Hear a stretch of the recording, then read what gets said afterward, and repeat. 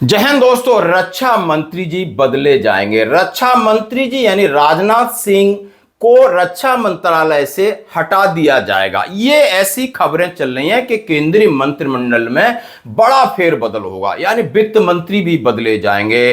कहा जा रहा है पेट्रोलियम मंत्री भी बदले जाएंगे, शिक्षा मंत्री भी बदले जाएंगे और रक्षा मंत्री बदले जाएंगे। हो सकता है गडकरी जी बदले जाएं कि यानी इनसे जब टोल की बात की जाए कि वीवीआईपीओ के लिए टोल फ्री है, सैनिकों के लिए नहीं है, तो ये कोई जवाब नहीं देते। अब फिर फंस गए, यानी इथेनॉल को लेकर आपने देखा होगा, वो भी स्टेटमेंट आपको दिखाऊंगा। सबसे बड़ा बदलाव है जो सेना से संबंधित है या मैं पे एंड अलाउंसेस से संबंधित, तो वित्त मंत्री का बदलाव। आखिर वित्त मंत्री से वित्त मंत्रालय छीना जा सकता है। हाँ जी दोस्तों, उधर जंतर मंतर पर आप समझते हो कॉकरोच जनता पार्टी का आंदोलन इसको लेकर है कि धर्मेंद्र प्रधान का इस्तीफा लिया जाए, यानी पेपर लीक का मामला। यानी युवा कहीं खुश नहीं नजर आ रहा। इस सरकार ने अपनी तरफ से बहुत सारे काम किए होंगे, वो अलग बात है, लेकिन कहीं ना कहीं एक द्वंद्व है लोगों में और भ्रष्टाचार बढ़ता जा रहा है, बेरोजगारी बढ़ती जा रही। खैर, ये एक परिदृश्य। आज हम बात रक्षा मंत्री जी की करेंगे। यानी उन्होंने कहा था कि शायद हमारे पिछले जन्मों के पुण्य कर्म है कि हमें रक्षा मंत्रालय का जिम्मेदारी मिली और इस परिवार से जुड़ने की जिम्मेदारी मिली। जब भी उन्होंने कहा, हृदय से कहा, बहुत अच्छे इंसान हैं, बहुत बड़े नेता हैं, उत्तर प्रदेश जैसे राज्य के मुखिया रहे, मुख्यमंत्री रहे, भारतीय जनता पार्टी के अध्यक्ष रहे और नंबर 2 ने नंबर 1 की हैसियत थी उनकी। उन्होंने ही माननीय मोदी जी को गुजरात से ला करके और प्रधानमंत्री पद के लिए इनका चेहरा प्रोजेक्ट किया था। आज से आप 2012-13 के आप वीडियो देख सकते हो। और जब ये भारतीय जनता पार्टी के अध्यक्ष थे, अपनी जगह उनको दी और आगे इतना बड़ा है, लेकिन अब इनकी जगह ही संकट में। इसी को राजनीति कहते हैं, क्योंकि कहा जा रहा है कि माननीय प्रधानमंत्री और अमित शाह की जोड़ी है, ये बहुत कुछ बदलाव करना चाहती है, लेकिन अब इसमें उन्होंने कहा है कि रक्षा मंत्री जी को कहीं ना कहीं बड़ा पद दिया जा सकता है। जैसे ऐसी खबरें आ रही हैं कि अगले नेक्स्ट प्रेसिडेंट ऑफ इंडिया, राष्ट्रपति की पद दिया जा सकता है। लेकिन दोस्तों, अभी बात फिलहाल रक्षा मंत्री जी की मैं इसलिए करना चाहता हूं क्योंकि बहुत सारे ऐसे सेना को लेकर मुद्दे थे जहां पर वो स्वतंत्र रूप से बोल नहीं पाए। शायद बहुत सारे मुद्दे, चाहे वन रैंक वन पेंशन का मुद्दा हो या इनके कार्यकाल में लगातार मिलने के लिए पूर्व सैनिकों ने बहुत सारे पत्राचार किए, लेकिन एक भी मीटिंग नहीं। और उसी से इनसे पहले जितने भी रक्षा मंत्री थे लगातार पूर्व सैनिकों से मिलते थे। वन रैंक वन पेंशन का मुद्दा हो, मिलिट्री सर्विस पे का मुद्दा हो और दूसरे मुद्दों को लेकर कई बार बातें हुई, लेकिन यहां ज्यादा किसी का जो लगातार ओआरओपी की डिस्क्रिमिनेशन को लेकर के कोई एक पॉजिटिव रिस्पांस सरकार की तरफ से बिल्कुल नहीं आया, ना ही एमएसपी की तरफ से आया, जो कि मैंने सवेरे इसके ऊपर एक वीडियो बनाया था।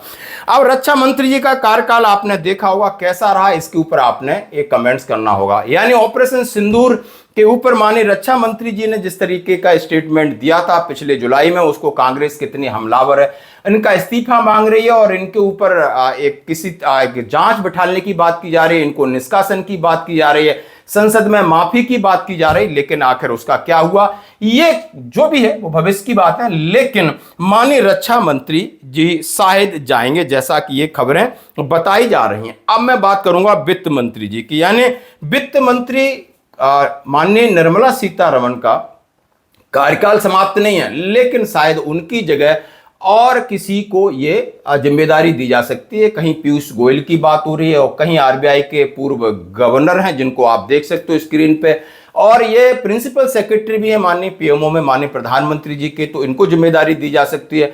पेट्रोलियम मंत्री की बदला, इस तरीके का कैबिनेट का रीसफल हो रहा है और ये 2029 की तैयारी को लेकर किया जा रहा है। दोस्तों, अब मैं बात करूंगा आपके सामने है इथेनॉल को लेकर के। हाँ जी दोस्तों, यहां पर गडकरी जी ने यानी जो कहा कि पेट्रोल सस्ता होगा या पेट्रोल ये इथेनॉल मिलाने से व्हीकल्स के ऊपर क्या प्रॉब्लम आ रही है, अब आप इसके इंटरव्यूज देख सकते हो कि नेता आखिर कितने कॉन्फिडेंस से सच बोलते हैं या कितने कॉन्फिडेंस से झूठ बोलते हैं, वो आपके सामने।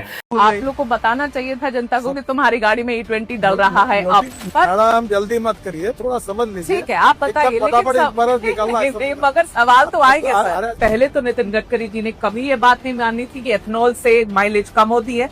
जब हरदीप पुरी जी ने ये बात मानी कब उन्होंने मानी? ब्लेंडेड आपको पेट्रोल जब फिर यूज आपको- कर रहे फिर हैं आपको- तो पायलट नहीं, कब फिर होगी आपको- कि नहीं, बस इतना ही फिर- पूछा फिर मैंने। आप गलत बोलती हो, फिर समझो। देश की जनता अभी सीरियसली कंफ्यूज है कि नितिन गडकरी जी के पास पेट्रोलियम का पारभार है कि इनके पास ट्रांसपोर्ट का डिपार्टमेंट है। ऐसा आप नहीं है। एथेनॉल के ब्रांड एम्बेसडर बन के बैठे हुए हैं।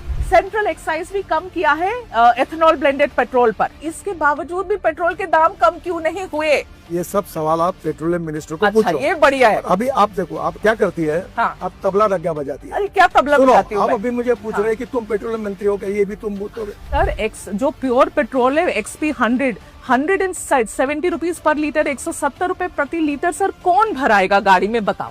ये पेट्रोलियम विषय के जितने प्रश्न है ना, अब वो पेट्रोलियम मंत्री से ही बात करें। आपके बेटे की जो कंपनी है सियान एग्रो, उसकी नेट प्रॉफिट पिछले 5 सालों में 4500% ऊपर बढ़ गई है। इतने 1000 करोड़ की आप बना देते हैं हाईवे, और आपने एकदम बेस्ट टेक्नोलॉजी, बेस्ट मटेरियल, पहली बारिश घंटा हो जाता है, फिर आप कहेंगे कि सवाल पूछो तो गलत है। ऐसे कैसे? मैं एंटी नेशनल थोड़ी हो जाऊंगी सवाल पूछूंगी तो। मैं आपको दिल्ली देहरादून पूछूंगी सर, उस पे गड्ढे हुए थे सर। तो आप सबको पेड कैंपेन बोलेंगे, आप कहेंगे सब पेड कैंपेन है, सब ऐसे लोग हैं। ऐसे नहीं, जनता के भी सवाल है ना सर, कभी तो मान लेना चाहिए। अगर कोई बात झूठ बोलने से डिफेमेशन केस होती है, हाँ, आपने जो पढ़ा इसके ऊपर मैं आपके ऊपर डिफेमेशन केस भी कर सकता हूँ।